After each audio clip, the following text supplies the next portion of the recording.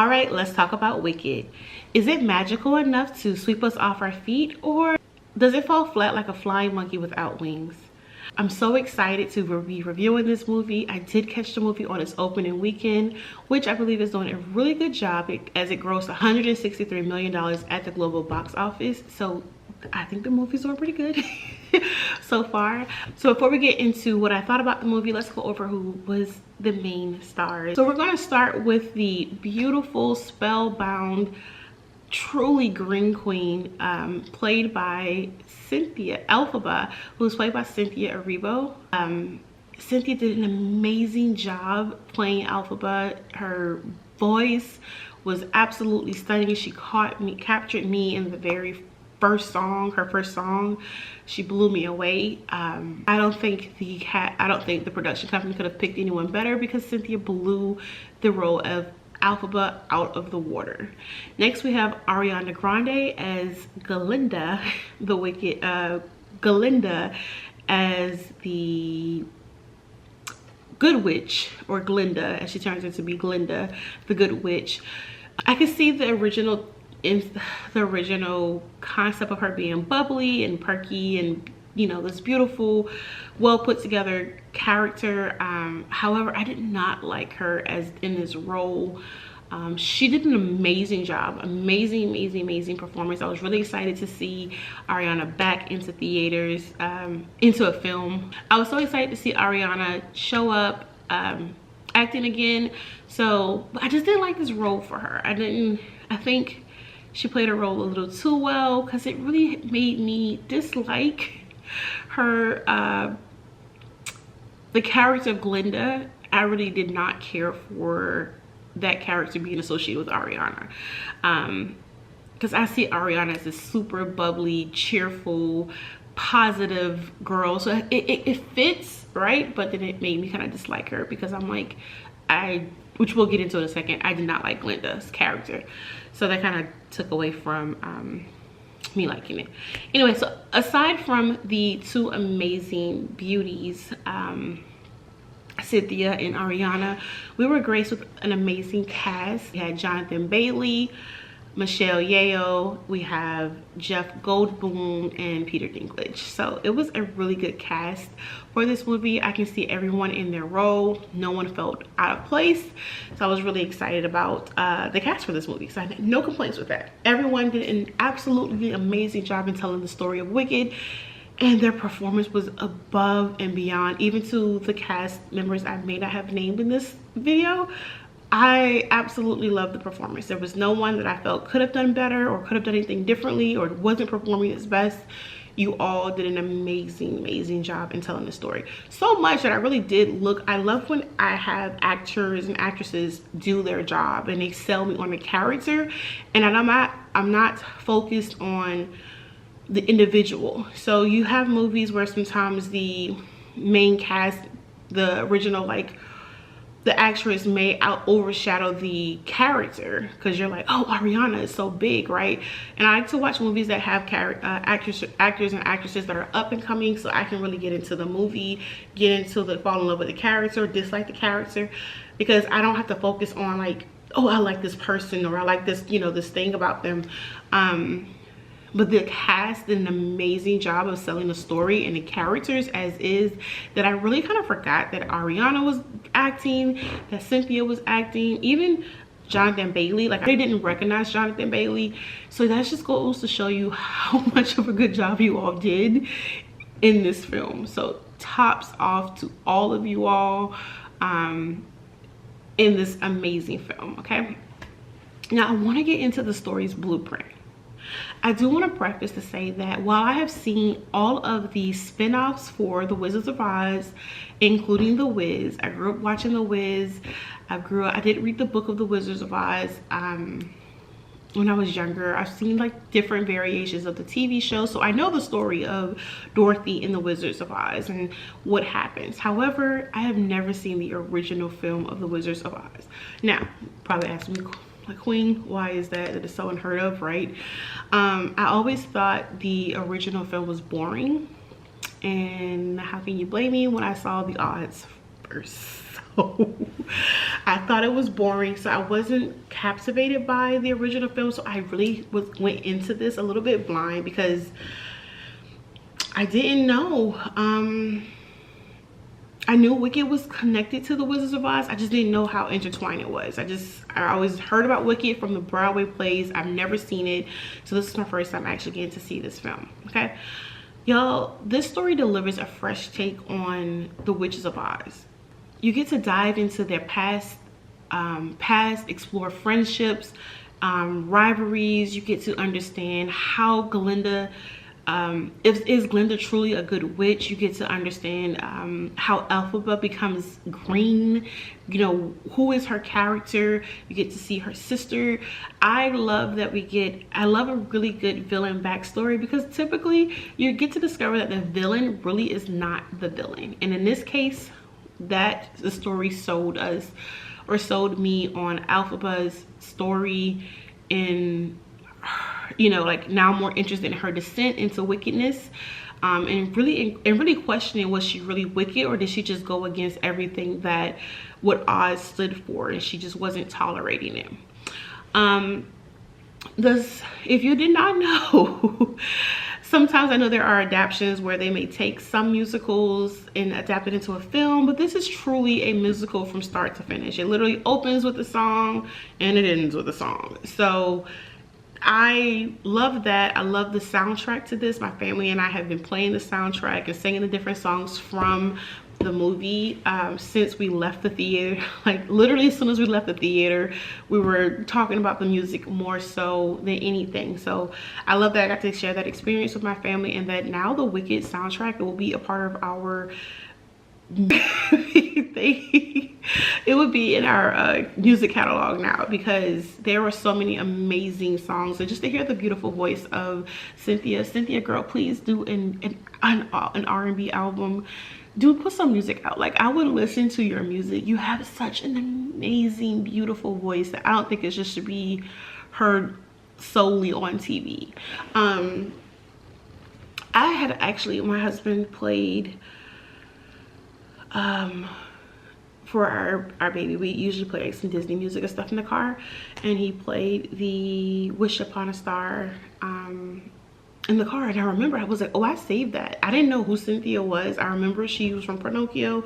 The little witch, the little fairy from Pinocchio sung this song, and it was beautiful, and I saved it. So Cynthia, if you see this review, girl, put out an album. Like, do some real music. Maybe I will buy, even if it's like Broadway music or TV music, I will be the first one in line ready to listen and do a review. Yeah, I loved the story. It didn't feel rushed. I felt it was very long. So to see that it was almost 3 hours and it was a part 1, I was like, holy shit, what does the play look like? But it felt very on pace for me. I did feel sometimes that a little bit was missing, but of course that's the journey. It was very, for someone who had never seen the film, it was very, I kind of figured, okay, she's going to get to go see the Oz, and he's going to be connected to the animals, having all of their issues. So I wish we would have been given a little bit more of a back story or history, but I believe that this movie is following the play to the T. So I'm excited to see what part 2 looks like. I'm actually kind of looking forward. We were trying to find tickets to go see if we can find Wicked on Broadway. It's really booked out. So I want to try to see if I can find a movie or someone's version of it on YouTube or something, so I can see the play and see what part 2 is all about.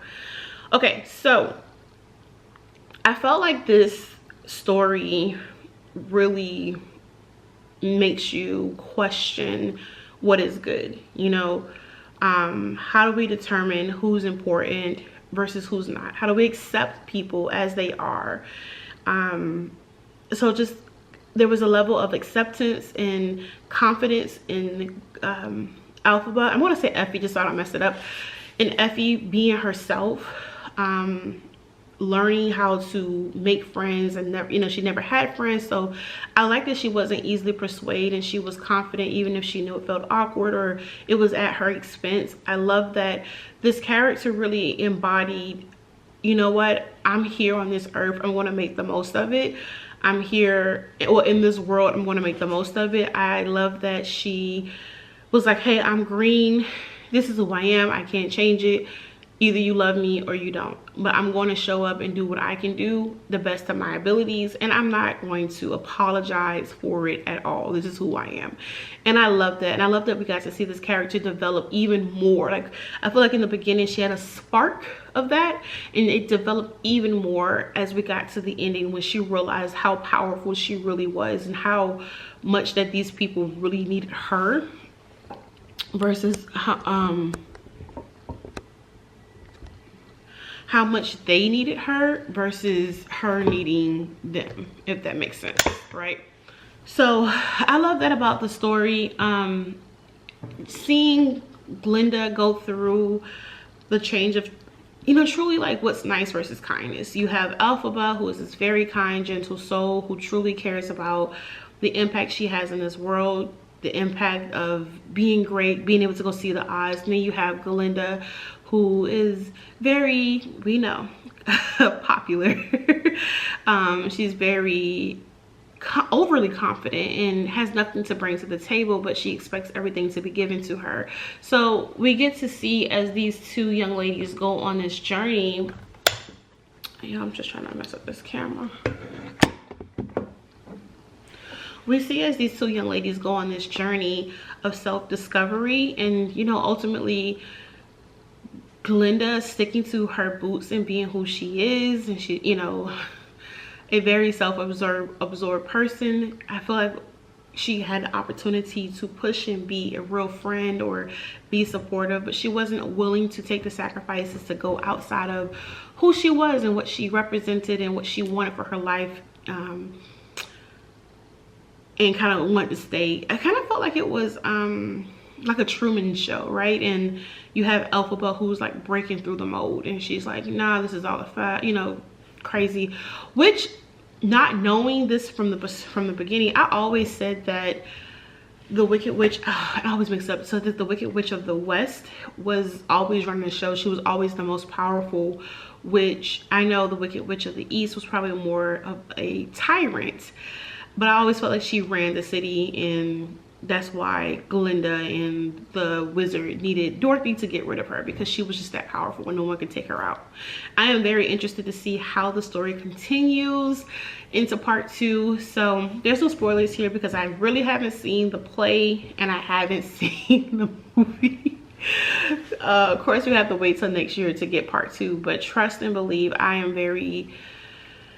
love a good impactful story that you can walk away and have a lesson that makes you think about how you really are showing up in the world. Are you just doing things just to get, you know, are you being nice just for the sake of other people, or are you really a kind person? Do you really care about your impact, how the impact that you leave on this earth? So I love that it had this underlying lessons. I wonder if my daughters understood that.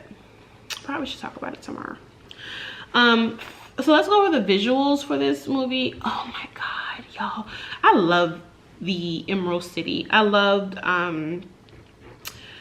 okay, take a step back. So story wise, I thought it was weird how we found it very odd that there was a green girl in the show, but there were talking animals, and that wasn't odd. So yeah, I just wanted to point that out. Like that stuck out to me the most. I was like, wait, there's talking animals, but everybody's surprised to see a green girl. Yeah. And by the way, that green on both Cynthia and the young little girl that played the younger version of Elphaba was absolutely beautiful on their skin tone. So I want to point that out. And under, like, visually, I loved it, because sometimes working with darker skin tones or black women, black skin tones, a lot of movies and artists don't get it right. And there's really no excuse nowadays to not get it right. But that green, it made her even more beautiful. Like, both of the girls, it made them even more beautiful. So I love the color on their skin. It was a beautiful, very well done. I don't know how long the makeup took, but shout out to the makeup artists that applied it. It was perfectly done. Yeah, you really, and to be honest, it was so well done. Like, if you look up Cynthia versus like Elphaba, they look like two different people completely. Like, you wouldn't even identify that that was the same woman playing this character. Two different people. But the visuals in this was absolutely amazing. I love the realness of the animals. I love the backgrounds. The Emerald City was beautiful. I was expecting a lot because, again, I thought the Wizards, I thought in the Oz that, excuse me, I thought in the Wiz that the Emerald City was perfectly done. So I was expecting to have the best in this movie, and it did not leave me guessing or missing anything. I loved it. Even down to like the apes, the monkeys, and them turning into monkey birds. That was kind of tragic to watch, but it was so beautiful to see like the graphics and the realism of the creatures come to life versus, like, I felt like on The Wiz it was creepy. It was really scary to see the monkey birds, but on this one it was like, these are magnificent creatures. Perfect, like 100%. Graphics were good. The songs, you guys, I'm gonna circle back to the songs because while I don't do music reviews, my partner he loves listening to music and digging into all things music, so he's been like really studying. So apparently he told me that the original composer for the play wrote the music here, and that they sampled some of the similar songs into other songs that was within the movie. I thought that was amazing just to see, like, a lot of the songs just really stuck out. Even the Defying Gravity, that he went and added more to it just for the film, that was absolutely it was beautiful craftsmanship musically, because the music stood out the most to me. Now at some point I did get tired of like, oh, I just want a break, but I think it was perfectly paced, well paced, and each of the songs I loved them. My daughter, who loves like all things theater, she was singing like all of the songs, so she kind of knew them, so it lets me know that they did use the soundtrack from the play. So that was, you know, good to see. All right, so final verdict is Wicked a Queen's Crown or a royal flop? I'm going to give it a Queen's Crown. It's a Queen's Crown for me. While it has its, you know, the performances and the visuals were beautiful. It takes you on this journey of truly connecting with the character. Just to see how well y'all, this is a backstory that really covered a bit of the future things, so it's like I got to see a bit of the future from the Oz come into play here. So it was well thought out, well written. I didn't feel like anything was missing from this movie, other than part 2. Come on, y'all.